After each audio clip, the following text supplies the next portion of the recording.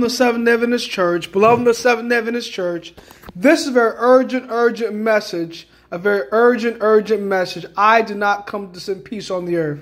Now, this is taken from Luke chapter 12 and verse 49 to 53, sorry. I'm come to send fire on the earth, and what will I if it be already kindled? But have I baptism to be baptized with, and how am I straitened to be accomplished? Suppose ye that I am come to give peace on earth. I tell you, nay, but rather division. For from henceforth there shall be 5 in one house divided, 3 against 2, and 2 against 3. The father shall be divided against the son, and the son against the father. The mother against the daughter, and the daughter against the mother. The mother-in-law against the daughter-in-law, and the daughter-in-law against her mother-in-law. Beloved in the Adventist Church, in these last days, we're going to have division in the church and in the home. Division because we stand true to Bible principles in these last days, true to what the Bible and the Spirit of prophecy state, beloved in the Adventist Church. You know, when you're against women's ordination, women serving as ordained elders and pastors, women serving as or Sabbath school teachers teaching men in Sabbath school, women serving as deacons and elders, women and men dancing in church and eating meat products and wearing jewelry. When you're against these things, beloved, there's going to be a division in the home and a division in the church, beloved, in the Adventist Church. When you're against the ecumenical movement, inviting T.D. Jakes to preach for Evangelism Council here at Pelican Oakwood, inviting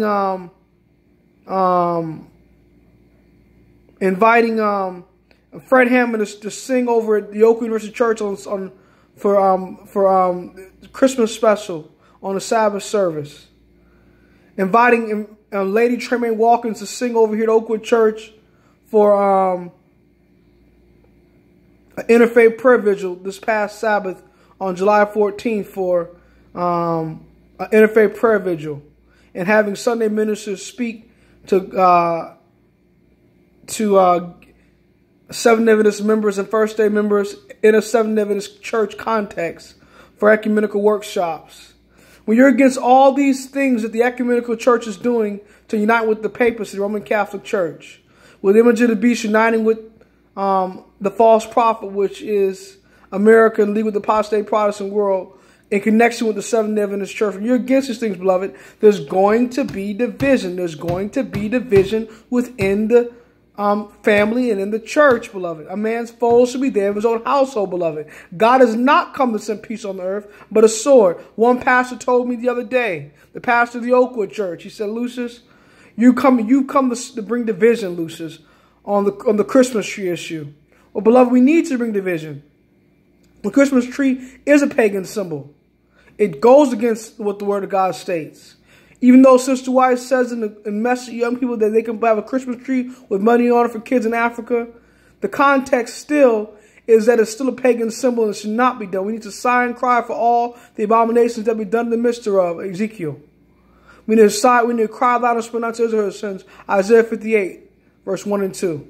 That's what we're called to in these last days, and we're not called to soft pedal our message. The minister came up to me today and said, Lucius, don't preach against women's ordination, an older minister. Stop preaching against these things.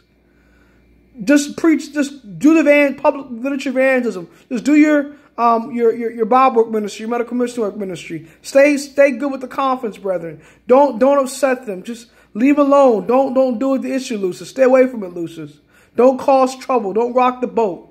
So he's telling me this now, and the medical minister wants to work with me over in other states telling me this now, and another medical minister was telling me this now, talking fear that I'm going to be put to death by the Jesuits if I keep talking this stuff now, and the administration at the school that I go to is telling me preaching parables, and they call the cops when I speak out against women's ordination and the emerging church movement to people who are in that movement. Beloved, I'm not going to shut up. I'm not going to shut up. I prayed about this, and God told me, Lucius, if you stop giving a straight testimony, I'm not going to give you the seal of God in his last days, and you will not be among the 144,000. So all these men that are telling me to shut up, all these men that are telling me to stop giving a straight testimony for shaking these assets, according to early writings, all these men are like the 10 spies that wanted to stone Caleb and Joshua in his last days. They wanted to stone Caleb and Joshua because Caleb and Joshua gave a straight testimony, beloved. Caleb and Joshua told them, we are well able to go up into this land, for it's a goodly land. And if the Lord delight in us, he will give us this land. And they said, stone them, stone them, stone them. So these spies are coming about talking to me, telling me to stop giving a straight testimony or saying stone me. They're not going to enter the heavenly Canaan, beloved. They're going to be shaken out for these last days, beloved. And it's so sad. It is so sad, beloved. But I'm not going to stop giving a straight testimony. Even if it costs me my life, even if it costs me my reputation, even if it costs me a job, I'm going to tell the truth in this format. I'm going to warn you against his apostasy, beloved. We need to stand true in these last days, but faithful and true. I have followed Matthew 18 with all these ministers. I went behind closed doors and dealt with the conference president of South Central on these issues. He told me, Lucius, you're taking the woman's ordination scripture out of context. 1 Timothy 2:12, I suffer not a woman to teach, unless overthrown over a man. A bishop must be blamed, must a husband and one wife faithful, having children, not accused of right or unruly. She told him taking out of context. He's taking out of context, beloved, in the Adventist church. He's in the apostasy, beloved. He's like Ahab, and he's ordaining Jezebel to rule over God's people. People that are in the calf, sister who's in the calf worship, beloved. I'm not going to shut up, beloved. I'm going to tell the truth, beloved. We need to give the straight testimony, preach the doctrines, preach the prophecies, preach righteousness in my faith, preach the pillars. I see nothing wrong with preaching these things, but also giving a straight testimony. We do not need to shut up with these last days, beloved. It's an apostasy of latter times. And my qualifications don't give me any more authority to preach these truths as it gives a person who has no qualifications from any institution to preach these truths. She said, and why it says those who have literal training in schools will be using these assets. Then she says that those that are highly educated, the few great men employed in this last great work because they're too prideful and self-sufficient to be taught of God, beloved. So they cannot lead out in mighty Reformation movements because of their pride and self-sufficiency, beloved. But I'm not going to shut up. I'm going to give the straight testimony, beloved. These are the apostate latter times. Interfaith prayer vigils, Sunday surge, women's ordinations, new theology, ecumenical dialogue, meat eating, dancing, jewelry. All these things need to be cited and cried against. The false education system in our schools, neurolinguistic programming, contemplative prayer, all these things, the emerging church would need to be cried out against it in these last days and given up before God can come back and take us home to live with him in these last days. Now, patriarchs and prophets said they regarded Balaam to be a prophet. That's why they went to that great festival that he set up. And he allowed Midianitish women to steal into the camp and have sex with those men. And 24,000 men died of the plague that day. They gave them the fornication and were lost, beloved.